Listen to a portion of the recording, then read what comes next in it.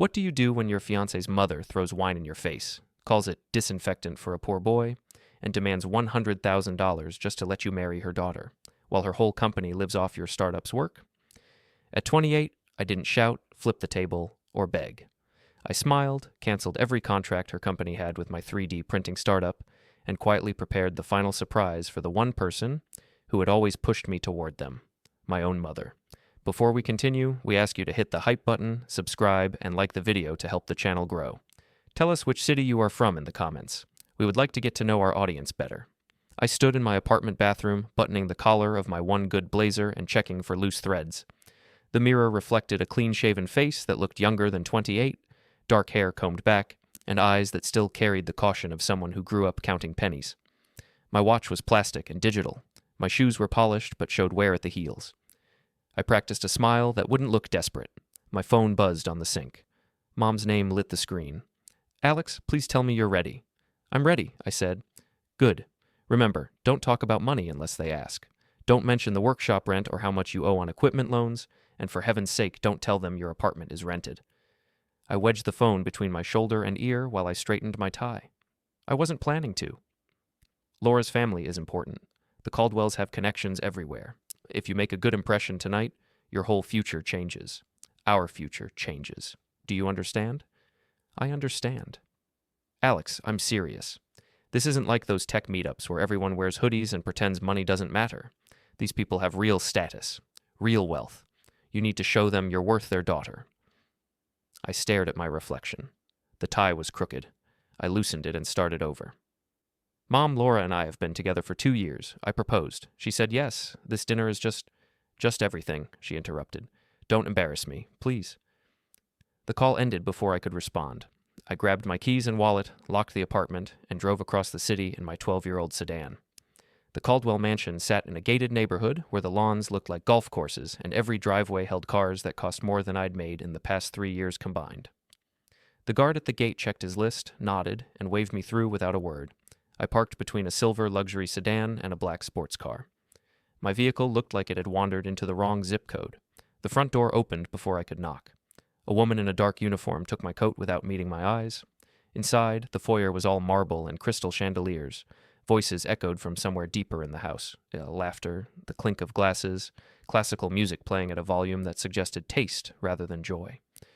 Laura appeared at the top of the staircase wearing a dress that probably cost more than my monthly rent. She smiled and descended with practiced grace, kissing my cheek in a way that felt more like a performance than affection. "You look nervous," she whispered. "I'm fine. My parents are in the dining room. Try to relax. They're actually excited to meet you." I followed her through hallways decorated with art I didn't recognize and furniture that looked older than my family line. The dining room was massive, dominated by a table that could seat 20, but tonight held only 6 place settings. Monica Caldwell stood near the head of the table, holding a wine glass like a scepter. She wore a cream-colored suit and jewelry that caught the light with every movement. Her hair was perfectly styled, her makeup immaculate, her expression neutral in a way that felt calculated. Victor Caldwell sat at the head of the table, reading something on his phone. He glanced up, offered a polite nod, and returned to his screen. My mother sat to Monica's left, wearing her best dress and a smile so bright it hurt to look at. She stood when she saw me, nearly knocking over her water glass in her enthusiasm. "Alex, come, sit. Everyone, this is my son." Monica extended her hand. I shook it. Her grip was firm, her skin cool. "So, you're the young man who's been occupying Laura's time." "Yes, ma'am. Thank you for inviting me." "We wanted to see what all the fuss was about." The staff served the first course, some kind of soup with garnish I couldn't identify. I ate slowly, trying to match everyone else's pace. The conversation started with safe topics: weather, recent news, a charity event Victor's company had sponsored. I answered when spoken to, kept my responses brief, and tried not to notice how often Monica's gaze drifted to my watch, my blazer, the scuff on my shoes. "So, Alex," Monica said, setting down her spoon with deliberate precision, "Laura tells us you run some sort of technology business?" "Yes, I founded a 3D printing startup 3 years ago. We design custom industrial printers and create prototypes for manufacturing clients." "How quaint. And you make a living from this?" "We're growing. Last year we broke even. This year we're projecting a 40% revenue increase." "Projecting," she smiled. Such an optimistic word. Victor looked up from his phone. Your company works with Caldwell Industries, doesn't it? Yes, sir. We've been partners for about 18 months. My printers produce several components for your assembly lines. Ah, yes. I remember now. Small operation. One office, maybe 6 employees? 7, including me. Monica laughed softly. How charming. A boutique business. And how much do you personally take home each month, if you don't mind me asking? The room went quiet. Laura shifted in her seat. My mother stared at her plate. Enough to cover expenses and reinvest in the company, I said carefully. So, not much. Monica took a sip of wine. And your family background? Where did you grow up? East Side. My mom worked as a receptionist at a clinic. We lived in a small apartment. Receptionist. I see. Monica glanced at my mother, who nodded eagerly as if agreeing with some unspoken assessment. And your father? He left when I was 6. Tragic. The word carried no sympathy. So you built this little business from nothing. No inheritance, no family connections, no safety net. That's correct. And now you want to marry into a family that has built something real, substantial, multi-generational. I set down my fork. I want to marry Laura because I love her. Love. Monica smiled again. Another optimistic word. Tell me, Alex, do you understand what it means to join a family like ours? The expectations, the standards? I think I'm beginning to. She leaned back in her chair, swirling her wine glass. Laura is our only child. Everything we've built, our company, our reputation, our place in this community, will one day be hers. And by extension, yours, if you prove yourself worthy. I'm not interested in your company, Mrs. Caldwell. I have my own. Your own. She laughed, and Laura joined her, a nervous giggle that made my chest tighten. Let's be honest about what you have. You rent a workshop, you lease equipment, you live month to month, hoping your clients don't leave. That's not ownership, Alex. That's survival. It's a start. And that's exactly what you are. A starter, a prototype. She paused, letting the word hang. The question is whether you're worth the investment. Victor cleared his throat. Monica, perhaps... No, it's fine. Monica stood, walked to the sideboard, and refilled her wine glass. Alex, let me be direct. You seem like a decent young man. Hard-working, ambitious. But decent and ambitious aren't enough. My daughter comes from something. To marry her, you need to show you can provide something beyond your charming work ethic and your little printers. What do you want me to show? She turned, holding the glass at chest height. $100,000. The silence was absolute. Excuse me, I said. $100,000, cash.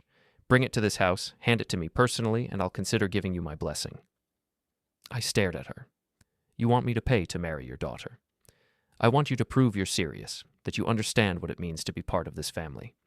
Anyone can say they love someone, Alex, but money talks in a way words never will. Laura was smiling, not nervously now, but with something close to amusement. My mother leaned forward, her expression hopeful. Mrs. Caldwell, I said slowly, I appreciate your directness, but I'm not paying anyone to marry Laura. Monica's smile widened.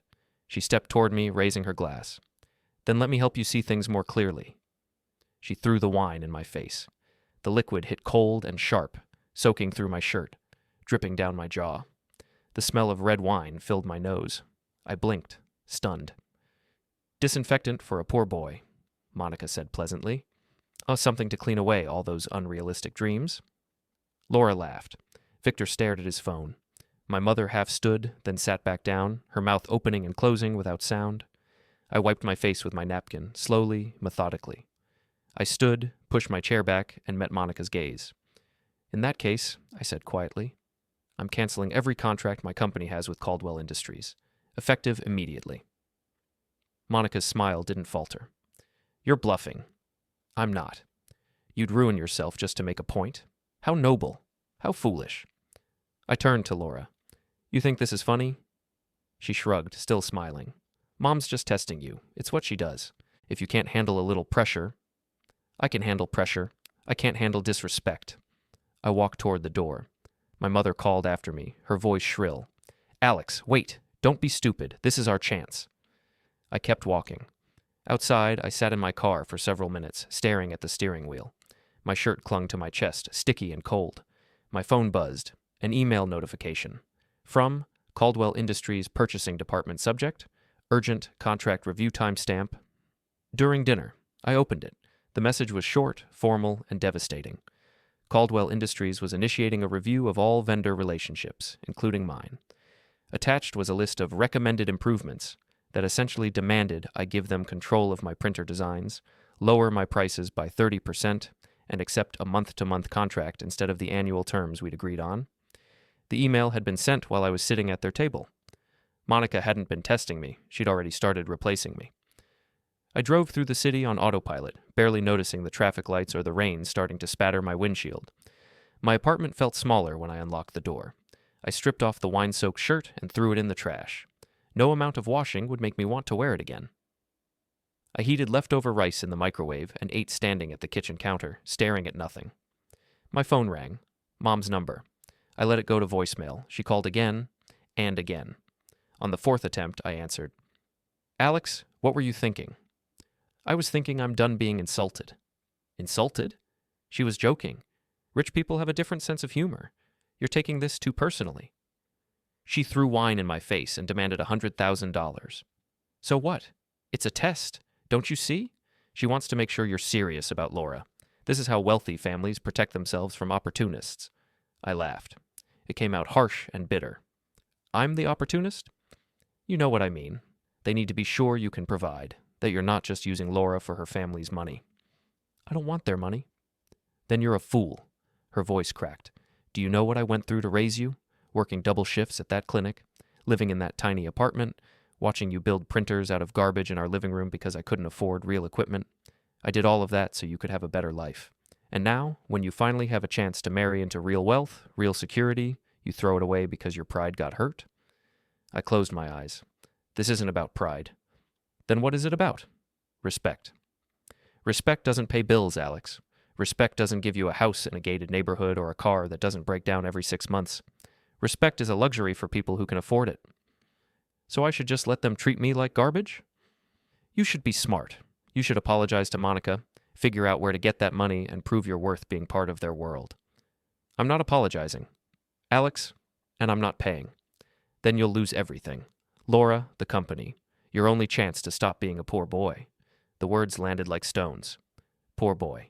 Monica's phrase, now coming from my mother's mouth. I have to go, I said. Don't do this, please. Think about what you're throwing away. I ended the call.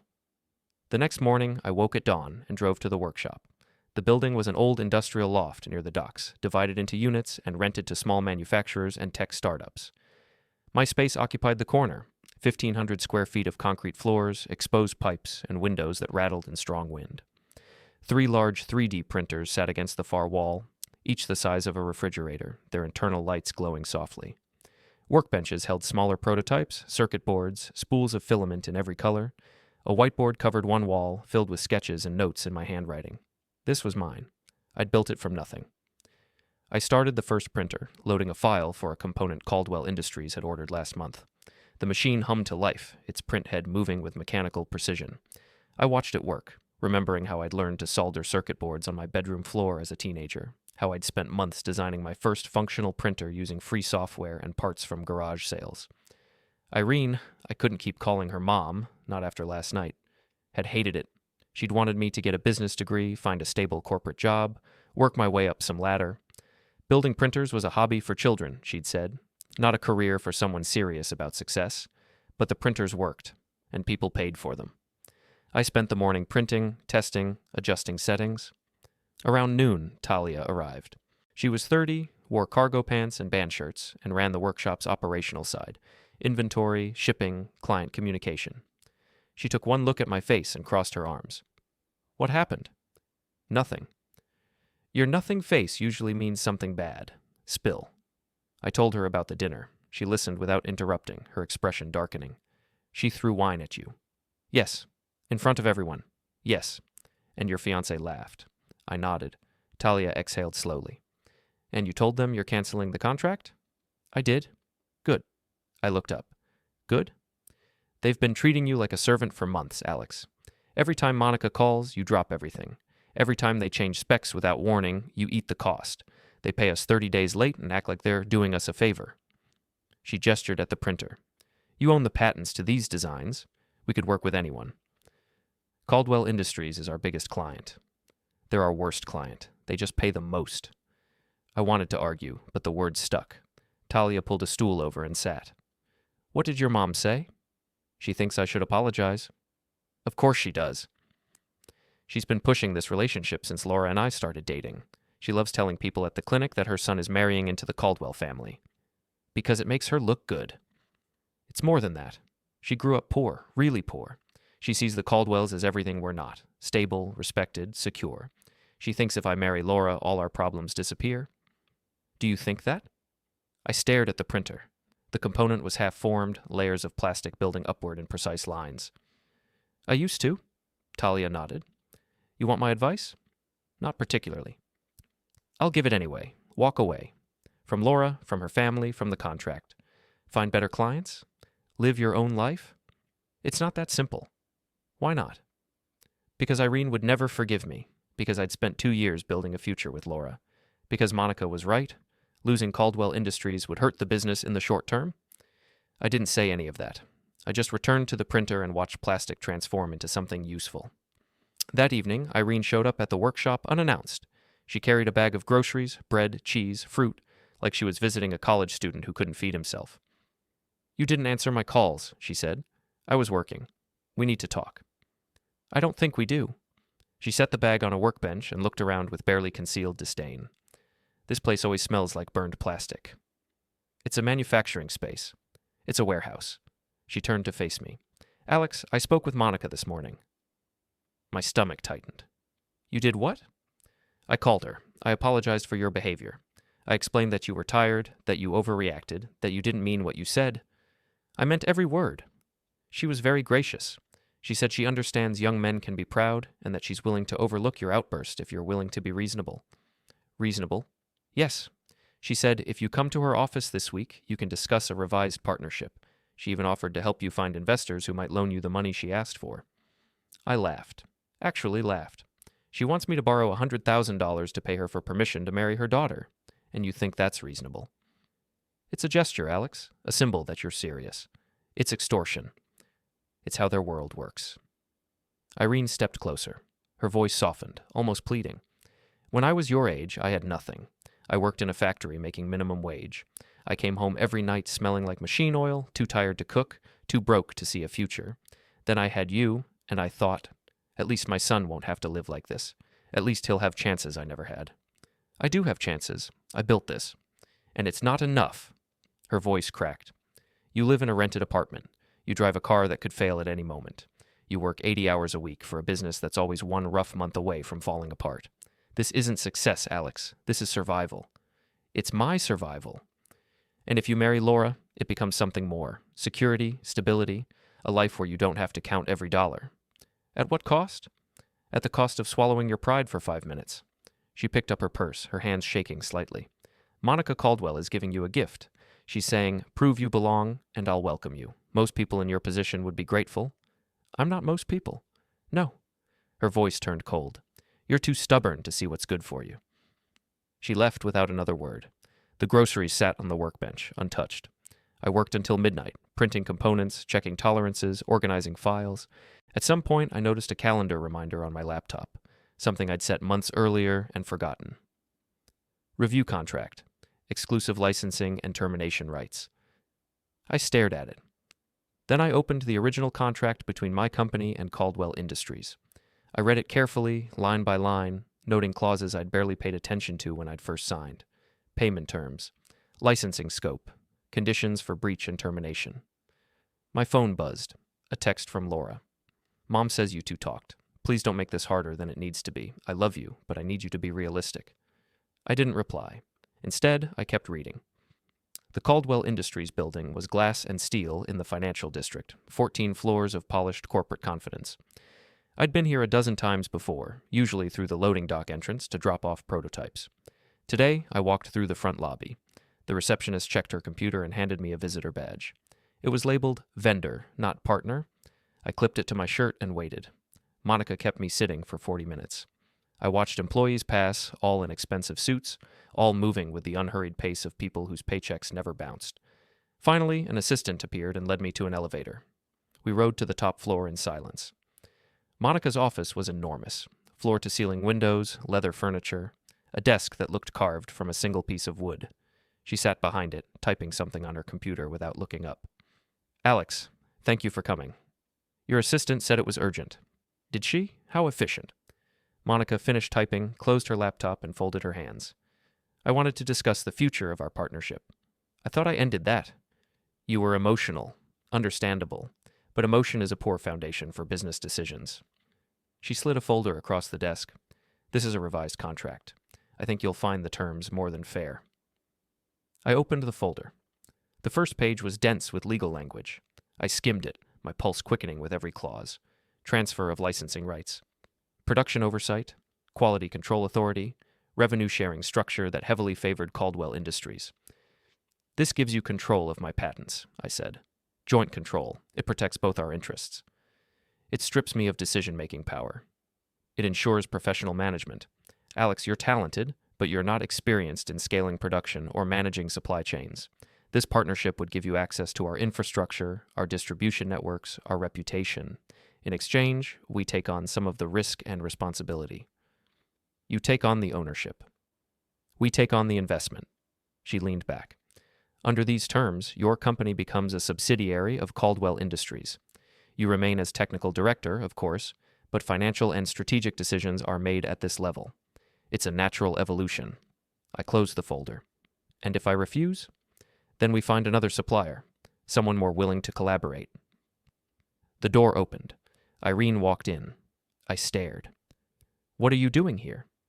I invited her, Monica said smoothly. She's been very helpful. Irene sat in the chair beside me. She looked nervous but determined. Alex, I know you're angry, but this is a good deal. Monica explained everything to me. They want to help you grow. They want to own me. They want to protect their investment. Irene pulled a folder from her purse and set it on the desk.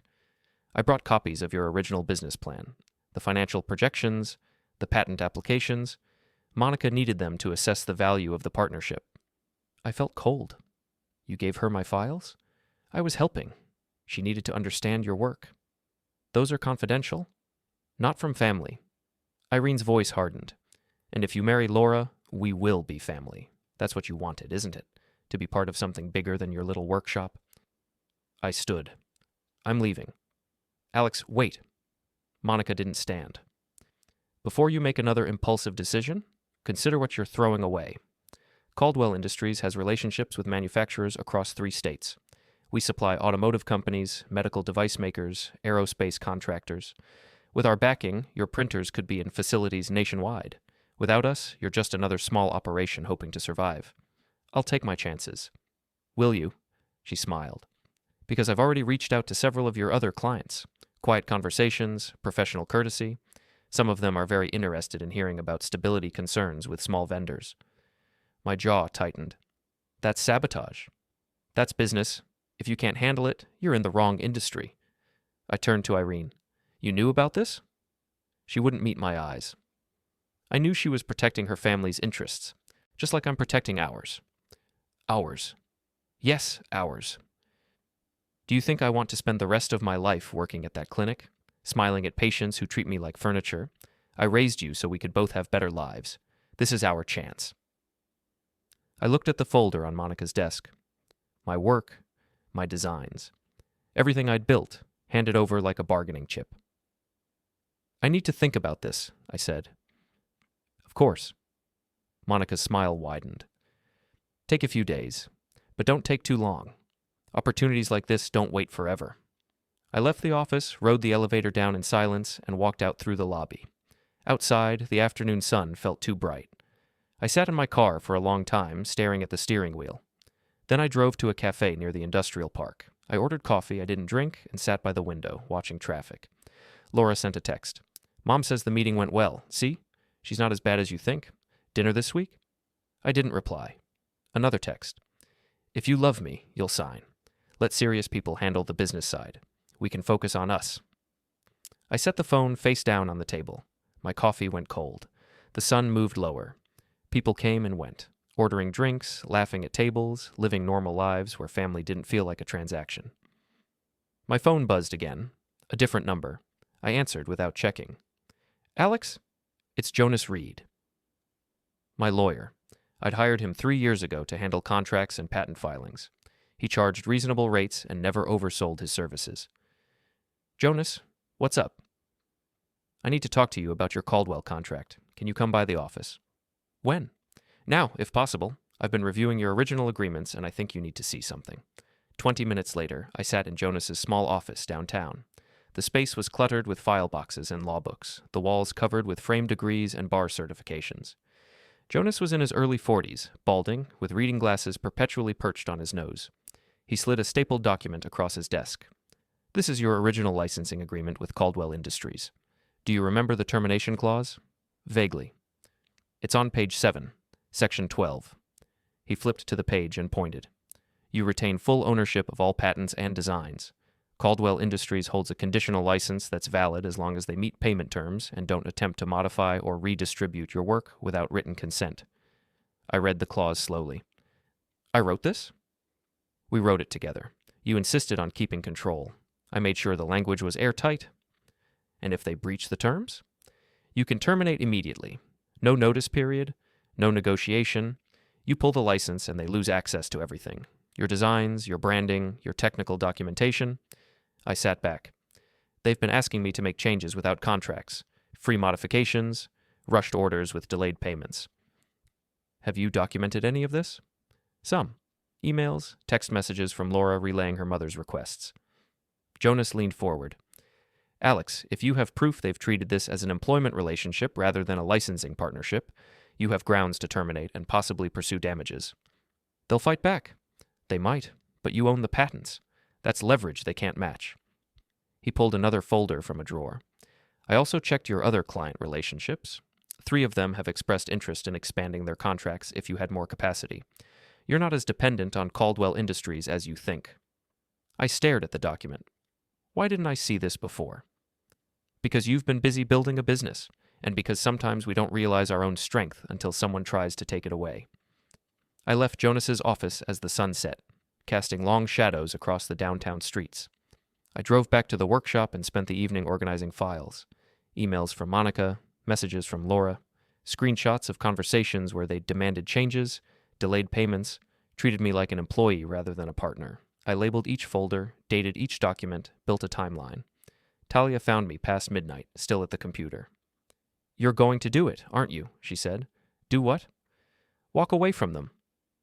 I didn't answer immediately. I opened one more folder, a spreadsheet showing every payment Caldwell Industries had made to my company over 18 months.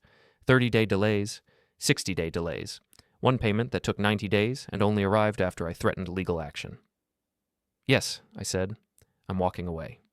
Good. Talia pulled up a chair. What do you need? Time, documentation, a backup plan? You've got all 3. My phone buzzed. Another text from Laura. Alex, you're being childish. We're trying to help you. Don't throw away our future because you're too proud to accept support. I powered off the phone and returned to the spreadsheet. Jonas's office became my second home over the next week. We reviewed every contract, every email, every clause. He explained the law in simple language, walking me through exactly what I could and couldn't do. Your patents cover the core printer design and the software that runs them. He said, spreading documents across his desk. Caldwell Industries licensed the right to use printers you built. They never licensed the right to modify, copy, or redistribute your technology.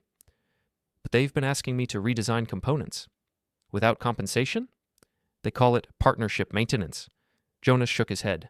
That's a breach. Every modification should have been contracted separately. And these payment delays? He tapped another document. Your agreement specifies payment within 15 days. They've exceeded that multiple times. What does that mean? It means you have multiple grounds for termination. Clean, legal, unambiguous grounds. And they can't stop me? They can try. They might claim damages. But you'll win. The contract is clear and you've documented everything. I leaned back in my chair. What about my mother? Jonas looked up. What about her? She's been working with Monica, sharing my files, pushing me to sign. If I do this, she'll never forgive me. That's not a legal question. I know. But if you're asking my personal opinion, which you're not paying me for, she made a choice. She chose their side. You're allowed to choose yours. I spent evenings at the workshop running numbers, calculating how much revenue I'd lose without Caldwell Industries, how long my other clients could sustain the business, how quickly I could scale production if I found new partners. Talia helped. We mapped out best case and worst case scenarios, identified potential bottlenecks, reached out quietly to suppliers about increasing capacity. What about staff? She asked. If we lose Caldwell, can we keep everyone employed? For 6 months, yes. After that, we'll need new contracts. And you think you can get them? I know I can. She studied me. You sound different. Different how? Certain, like you've made up your mind about more than just business. I didn't deny it. At the co-working space downtown, I met with a representative from Harold Brooks's industrial group. Brooks was in his early 60s, a competitor to Caldwell Industries with a reputation for fair dealing. His operations manager, a woman named Patricia, listened as I described my printer's capabilities. We've seen your work, she said. Caldwell's been using your components for over a year. They're good. Thank you. We've also heard rumors that relationship is ending. I kept my expression neutral. Rumors aren't always accurate. But sometimes they are. Patricia slid a business card across the table. If you're ever looking for a new partner, we'd be interested in discussing terms. Real terms. 50-50 collaboration, proper contracts, respect. The word landed hard. Respect. I'll keep that in mind, I said. Do. We're expanding our manufacturing division next quarter. We could use someone with your expertise. I left the meeting feeling lighter. Options existed. Paths forward that didn't require swallowing humiliation. That night, I walked through the city park near my apartment. The air was cool, the paths lit by street lamps. A river ran alongside the trail, dark water reflecting scattered lights. I sat on a bench and watched the current move. Irene had always told me to let smarter people make decisions, to trust authority, to accept my place and be grateful for opportunities. But I'd built something, myself, without her help, without the Caldwell name. I pulled out my phone and sent Jonas a message. Let's proceed. Prepare the termination notices. His reply came quickly. Understood. I'll have everything ready by end of week. I sat for another hour, watching the water. When I finally stood and walked home, I felt something I hadn't felt in months. Clarity. The next day, Irene showed up at the workshop with groceries again. She unpacked them on the workbench. Bread, fruit, cheese, a rotisserie chicken that filled the space with savory smell. You haven't been returning my calls, she said. I've been busy. Too busy for your mother? I didn't answer. I continued organizing inventory, counting filament spools, checking stock levels. Monica called me, Irene continued. She said you met with her last week but haven't given an answer about the new contract. I'm not signing it. Alex, I'm not signing anything that gives them control of my work. It's not control, it's collaboration. It's ownership. There's a difference. Irene set down the bag with more force than necessary. Why are you being so stubborn? Do you enjoy struggling? Do you like living in that tiny apartment, driving that terrible car, working yourself exhausted every single day? I like owning my life. You don't own anything. You're renting everything. Your home, your workspace, even your future. The Caldwells are offering you something real, something permanent. At what cost? At the cost of being humble for once in your life, her voice rose. You think you're so smart with your printers and your patents, but you don't understand how the world really works. People like us don't get to be proud. We get to be practical. I'm being practical. I'm protecting what I've built. You've built a hobby. Monica is offering to turn it into a real business. I finally stopped and faced her. She's offering to take it away. She's offering to let you in, to make you family, to give us both the life we deserve. Irene's hands trembled slightly. Do you know what it's like to sit at that clinic day after day, watching rich people complain about insurance co-pays while I can barely afford groceries? To smile and nod while they treat me like I'm invisible? Then quit. And live on what? You barely make enough to support yourself. I support both of us. She went quiet. Your rent, I said. Your car payment, your credit card bills. I've been paying them for 3 years. You know that. And I'm grateful. Are you? Because it seems like you're more grateful to Monica. That's not fair. You gave her my files, my business plans, my patent applications. You handed her everything she needed to pressure me. I was trying to help. You were trying to sell me. Irene's face flushed. How dare you? After everything I've sacrificed. You sacrificed, past tense, and I've been paying you back ever since. But it's never enough, is it? Because what you really want isn't money. It's status. You want to tell people at that clinic that your son married a Caldwell, that you're connected to real wealth now, that you finally matter. And what's wrong with wanting that? Nothing, as long as you're willing to pay the price yourself, but you're asking me to pay it. She grabbed her purse. Her voice came out cold and controlled. You're making a mistake. When you lose everything, and you will lose everything, don't come crying to me. She left. The groceries sat on the workbench, untouched. I worked until evening, then drove downtown to the bank. I met with an account manager in a small office that smelled like coffee and paper. We reviewed my accounts, my automatic payments, my financial commitments. I need to make some changes, I said. The manager pulled up my records. What kind of changes? I want to cancel all automatic transfers to my mother's accounts. Her rent, her car, her credit cards. Everything goes back to her responsibility. Effective when? End of this month. The manager made notes. And the savings account you set up for her? Close it. Transfer any remaining balance to my business account. Understood. Anything else? I hesitated. If she calls asking about these changes, what will you tell her? Nothing. These are your accounts, your decisions. We can't discuss them with anyone else. Good. I signed the paperwork and left. Outside, the sun was setting, painting the sky orange and red. I sat in my car and allowed myself one moment of doubt. Then I started the engine and drove back to the workshop. Jonas called that evening. The termination notices are ready. I can file them tomorrow morning. Not yet, I said. Why not? I need one more piece in place first. What piece? A new partner. Someone visible. Someone who makes it clear I'm not just walking away. I'm moving forward. Do you have someone in mind? Yes, Harold Brooks. Jonas was quiet for a moment. That's bold. Brooks and Caldwell are direct competitors. I know. If you sign with Brooks before terminating Caldwell, it'll look calculated, planned. That's because it is. Alex, they threw wine in my face and tried to steal my company. I'm not interested in looking innocent. I'm interested in looking strong. Another pause. Then Jonas said, I'll keep the notices ready. You tell me when. Thank you. I ended the call and opened my laptop. An email waited from Patricia at Brooks Industrial. Subject line, confidential meeting request. I opened it. Mr. Hartman, Mr. Brooks would like to discuss potential collaboration. Are you available next Tuesday at our headquarters? This conversation would remain strictly confidential until terms are finalized. I typed a reply. Tuesday works. I'll be there. I hit send and closed the laptop. Outside the workshop windows, the city lights flickered on, one by one, pushing back the darkness. Harold Brooks' headquarters sat north of the city, a modern building overlooking manufacturing floors and distribution bays.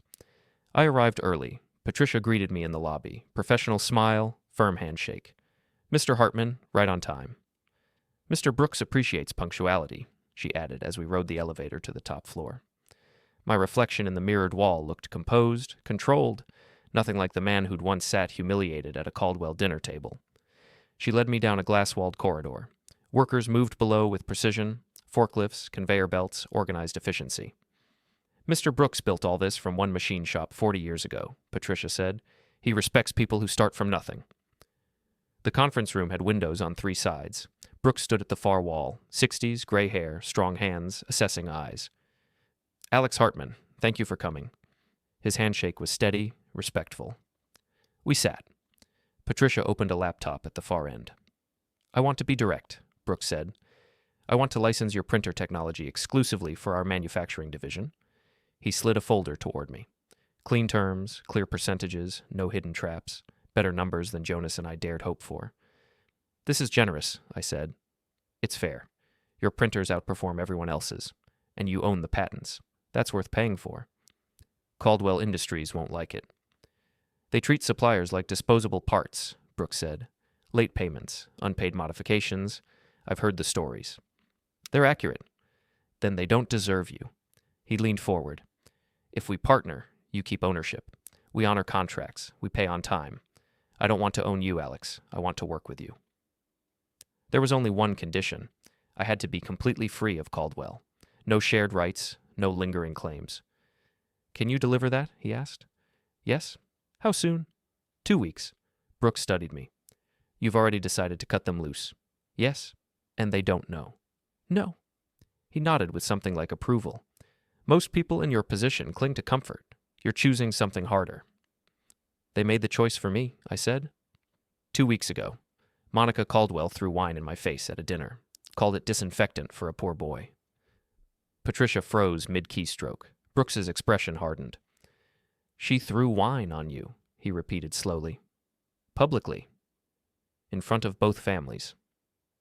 And you still finished the dinner? I walked out after canceling their contracts. Brooks stood, extending his hand again. 2 weeks, clean separation. Deliver that and we move fast. And Alex, when you cut them loose, do it publicly. Let the industry see who they underestimated. We shook on it. His grip was firm, final. Patricia handed me a card. Call when it's done. Outside, folder under my arm, I felt something I hadn't felt in months. Maybe years. A way forward. A future that didn't require begging for respect. A path built on my terms. I sat in my car for several minutes, staring at the manufacturing facility through the windshield. Workers moved with purpose. Trucks loaded and unloaded. Everything functioned like a well-designed machine. This could be my future. Partnership with someone who actually understood what it meant to build something from nothing. I drove back to the workshop and found Talia waiting with coffee and a concerned expression. She'd noticed my calendar block for the morning but hadn't asked questions. Well, she said as I walked in, Brooks is in. If we cut ties with Caldwell? And I'm cutting ties with Caldwell, she grinned. Finally, about damn time. What do you need? I need to make sure everyone on our team is ready. If Caldwell tries to poach employees or sabotage our reputation, we have to be solid. The team's loyal. They've seen how Caldwell treats you. Nobody wants to work for people like that. Good. Then we prepare. Talia pulled up a chair. What's the timeline? 2 weeks. There's a product launch event. Caldwell is combining it with an engagement celebration. They're planning to announce the partnership expansion publicly. So you're going to announce the termination instead? Yes. She laughed. That's brutal. I love it. What else? I need documentation organized, every late payment, every unauthorized modification request, every email where Monica treated me like an employee instead of a partner. Jonas needs everything clean for the legal filing. I'll pull the records today. What about the rest of the team? Do they know? Not yet. I'll tell them after everything's filed. No leaks. Smart. She stood. For what it's worth, Alex, I'm proud of you. A month ago, you would have tried to fix this quietly. Now you're going for the throat. They threw the first punch.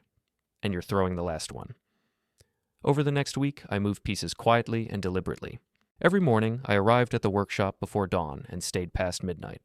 I met with Jonas 3 times to finalize termination documents, review patent filings, and prepare for possible legal challenges. They'll try to claim damages, Jonas said during our second meeting. Monica will argue you've harmed their business relationships, disrupted production, violated good faith provisions. Can she win? No. Your contract is airtight. But she can make noise, threaten lawsuits, drag things out. Let her. I have Brooks lined up. I have documentation. I have time. Jonas nodded slowly. You've changed. How? 3 weeks ago, you came into this office worried about keeping everyone happy. Now you're preparing to burn bridges in front of the entire industry. I'm not burning bridges. I'm cutting ropes that were strangling me. Fair enough. He slid another document across his desk. This is the trust setup. All your patents, licensing agreements, and intellectual property are now protected. Even if someone tries to claim ownership through marriage or family relationships, they can't touch it. What about existing agreements? The trust supersedes everything. You control it completely. No one else has access or authority. I signed the papers and watched Jonas notarize them. It felt like closing a door that had been hanging open too long. At the workshop, I reviewed contracts with our other clients. 3 companies had expressed interest in expanding their relationships if I had more capacity. I sent careful emails confirming my availability and hinting at upcoming changes without revealing specifics. One client replied within an hour. We heard rumors about Caldwell. If you're looking for better partners, we're interested in discussing terms. Word was already spreading. Quiet conversations in industry circles. Speculation about why Alex Hartman might be pulling back from his biggest client. I didn't confirm or deny anything. I just kept working. Thursday afternoon, I drove downtown to the bank. The same account manager who'd helped me weeks earlier greeted me with professional courtesy. Mr. Hartman, good to see you again. I need to finalize something. We sat in the small office. I reviewed statements showing the stopped payments to Irene, her rent, her car, her credit cards. Everything had reverted to her responsibility as of the 1st of the month. Has she contacted you? I asked. She called twice. We informed her we couldn't discuss your accounts without your permission. Good. Keep it that way. There's also the matter of the savings account you'd set up in her name.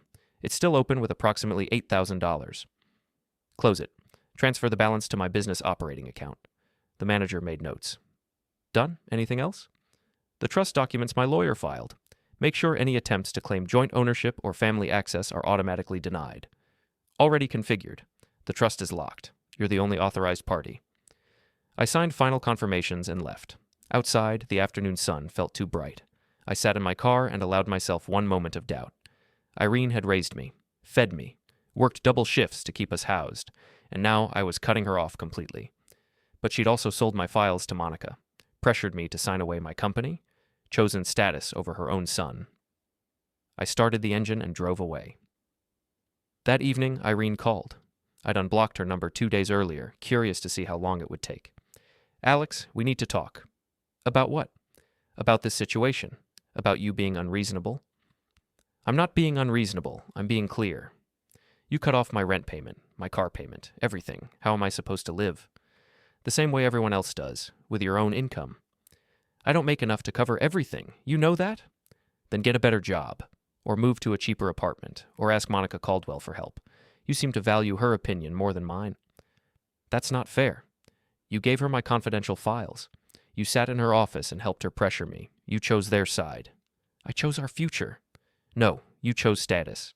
You wanted to tell people at the clinic that your son married into the Caldwell family, that you finally mattered. Her voice cracked. What's wrong with wanting better for us? Nothing, as long as you're willing to earn it yourself, but you wanted me to pay the price. My dignity, my company, and my self-respect, all so you could feel important. Alex, please, I can't afford this on my own, just until I figure things out. Figure it out now. I'm done. You're my son. And you're supposed to be my mother. Mothers protect their children. They don't sell them to the highest bidder. I ended the call. She tried calling back immediately. I sent it to voicemail. She called again. I powered off the phone. The silence felt strange. For 3 years, Irene had been a constant presence. Calls, texts, visits, demands. Now nothing. Just quiet and the sound of my own breathing. I made dinner, ate alone, watched the city lights flicker on through my apartment window, thought about the workshop, the team, the future I was building without anyone's permission. My laptop sat on the coffee table. I opened it and checked email. A message from Laura. My mom says you're making things difficult. The product launch is in 5 days. Please don't ruin this. We're supposed to be a team. I replied with one sentence. Teams don't throw wine in each other's faces. Her response came within minutes. That was a joke, a test. You're being oversensitive. If you loved me, you'd understand. I closed the laptop without replying. Friday morning, a formal invitation arrived by courier. Heavy cardstock, gold lettering, embossed logo. Caldwell Industries product launch and engagement celebration. My name appeared on the guest list alongside Laura's. The event was scheduled for Sunday evening at the Grand Hotel downtown. Cocktail attire required. I read the invitation twice, imagining Monica's satisfaction as she approved the design. The engagement celebration. The perfect public moment to announce not just Laura's future, but the expanded business partnership. My technology under Caldwell control, my company absorbed into their empire. Everything neat and official. I texted Laura. I'll be there. She called immediately. Really? You'll come? I said I would. Thank God. Alex, I knew you'd come around. Mom's been so stressed about this. She wants everything perfect. I'm sure she does. And you'll say something nice during the speeches about the partnership and how grateful you are for the opportunity? I'll say something. Good. Wear your suit. The good one. This is important. I know. I ended the call and forwarded the invitation to Jonas.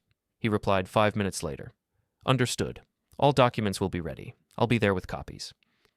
Saturday, I spent the day at the workshop. Talia and I organized files, backed up data, prepared contingency plans in case Caldwell tried anything aggressive after the termination. You nervous? She asked. No. Liar. I smiled. Maybe a little. Good. Means you're human. She closed her laptop. Alex, whatever happens tomorrow, the team's with you. We've already talked. If Caldwell tries to poach anyone or spread rumors, we're staying. You sure? We're sure. You built something real here. They built something pretty. There's a difference. That evening, I laid out my suit, checked the fit, polished my shoes, charged my phone, printed the invitation, and clipped it to my sun visor. I didn't sleep much. My mind kept running through scenarios, speeches, possible reactions.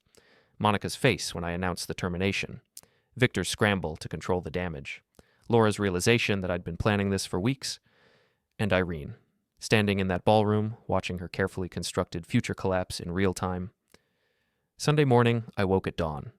Made coffee, ate breakfast standing at the kitchen counter, showered and dressed with mechanical precision. My phone buzzed. Jonas. Everything's filed. Termination notices are official as of 6 a.m. Caldwell Industries no longer has any rights to your technology. It's done. I texted back, see you tonight.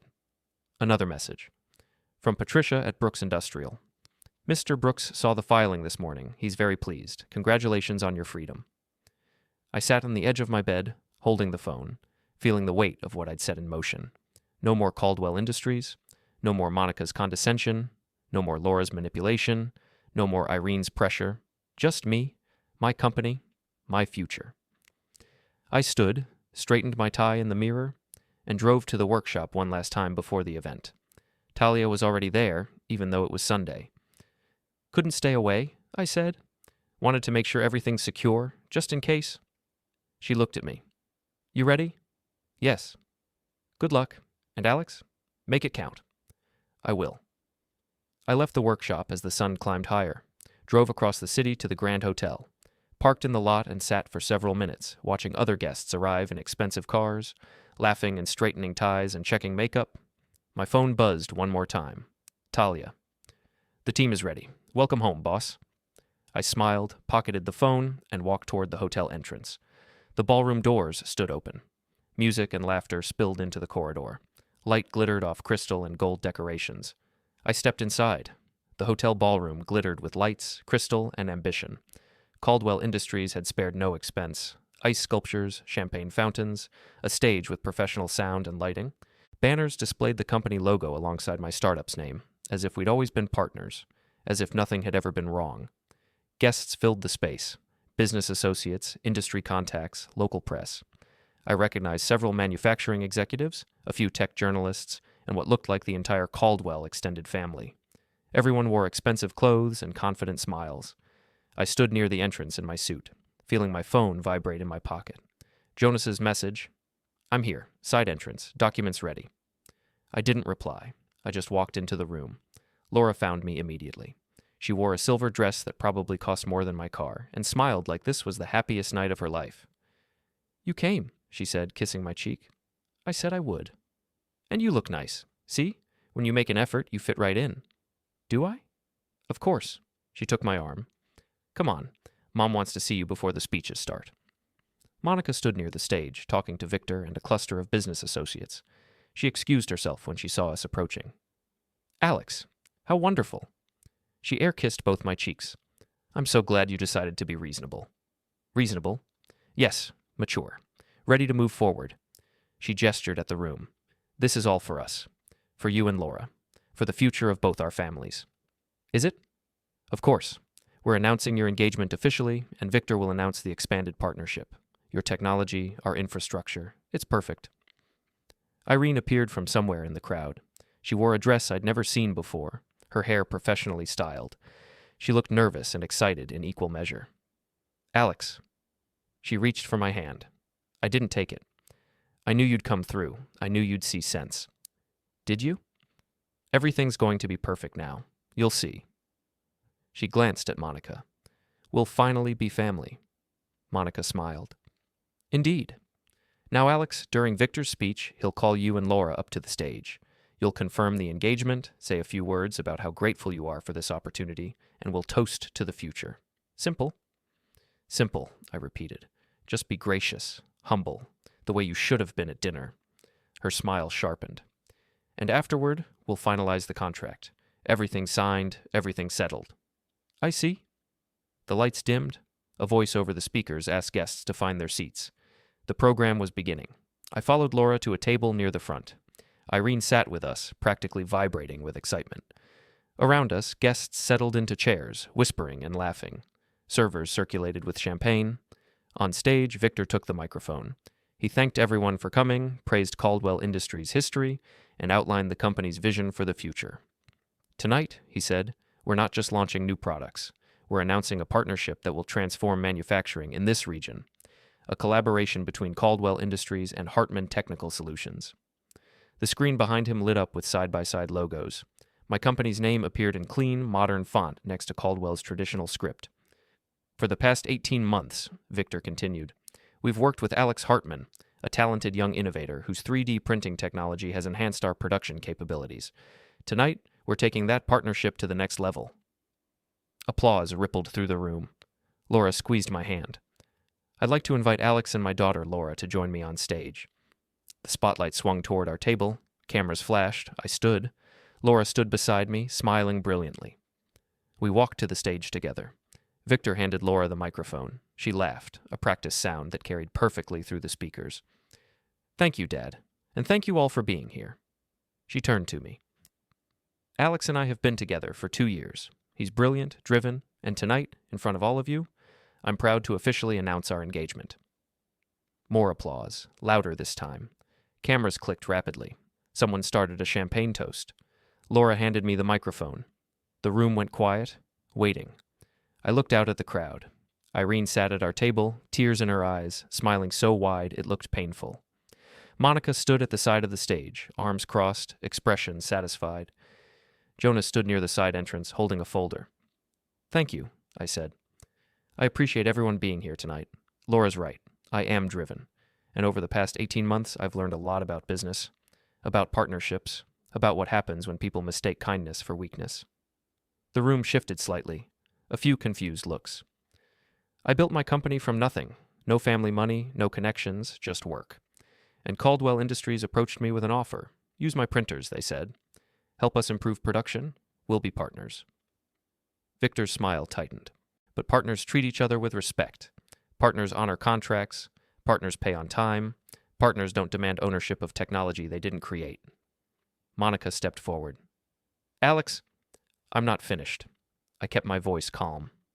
Mrs. Caldwell threw wine in my face and demanded $100,000 to let me marry her daughter.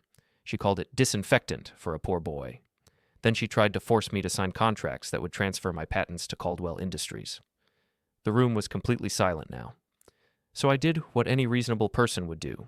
I reviewed my existing contracts, all of them, and I discovered something interesting. Jonas stepped forward, handing documents to an event coordinator and to a journalist near the press table. As of this morning, I continued, I formally terminated Caldwell Industries' license to use my technology. They're in breach of contract, late payments, unauthorized modifications, attempts to claim ownership of my intellectual property. The termination is legal, binding, final. Monica's face went white. Victor stared at the papers Jonas was distributing. Laura grabbed my arm. What are you doing? She hissed. I'm also pleased to announce a new partnership with Brooks Industrial Group. They've licensed my technology under fair terms, with proper contracts and actual respect. The agreement was finalized this morning. The room erupted. Voices overlapped. Cameras flashed rapidly. Victor tried to take the microphone. I held it away from him. One more thing. I looked directly at Irene. For 3 years, I've financially supported my mother. Rent, bills, credit cards, everything. She repaid me by sharing my confidential business documents with Mrs. Caldwell, by pressuring me to sign away my company, by choosing status over her own son. Irene stood, her face collapsing. Alex, no. As of this week, that support has ended. All automatic payments, all financial guarantees, my mother's expenses are now her own responsibility, and any connection between my company and her social circle here is finished. I set the microphone on the podium, removed the engagement ring from my pocket, I'd been carrying it since the wine incident, and placed it on the stage floor. I'm not interested in being disinfected, or owned, or apologizing for having the audacity to expect basic human decency. Monica lunged forward, but Jonas was already there with papers. These are legal termination notices. Copies have been filed with the appropriate authorities. Caldwell Industries no longer has any rights to Mr. Hartman's technology, designs, or branding. Laura's voice cracked. You planned this. You came here just to humiliate us. No, I said. I came here to take back what's mine. I walked off the stage. The crowd parted. Whispers followed me. Cameras tracked my movement. I could hear Monica shouting something, Victor trying to calm the room, Irene calling my name in a voice that sounded like breaking glass. I pushed through the ballroom doors and stepped into the hotel corridor. The noise muffled behind me. My phone buzzed continuously. Notifications, messages, alerts. I pulled it out. Industry news alerts about Caldwell Industries stock fluctuations.